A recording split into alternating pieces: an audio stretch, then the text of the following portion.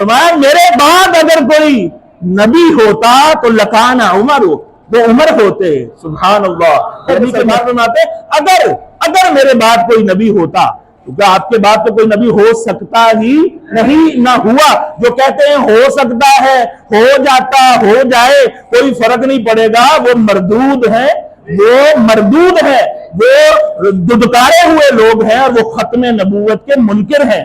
ایسا عقیدہ مسلمان رکھ سکتا ہی نہیں ہے. حضور صلی اللہ علیہ وسلم پر نبوت کا باب ختم ہو گیا. آپ خاتم النبیین ہیں. قرآن کی نص بتا رہی ہے کہ آپ کے بعد کوئی نبی آنے والا آ سکتا ہی نہیں.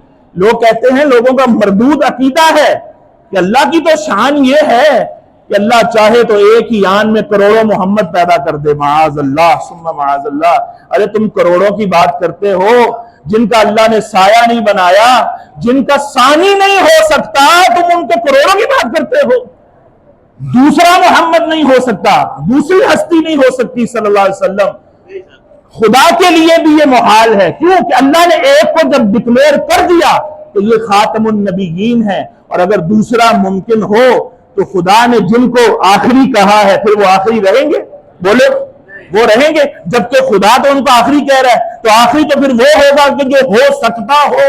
تو اس سے کیا لازم آئے گا؟ کذب باری تعالی لازم آئے گا، جھوٹ لازم آئے گا. اور اللہ تو جھوٹ سے کیا ہے؟ پاک ہے. ومن اصدق من اللہ قیلا ومن اصدق من اللہ حدیثا. اللہ سے بڑھ کر اور بات کس کی سچی ہو سکتی ہے؟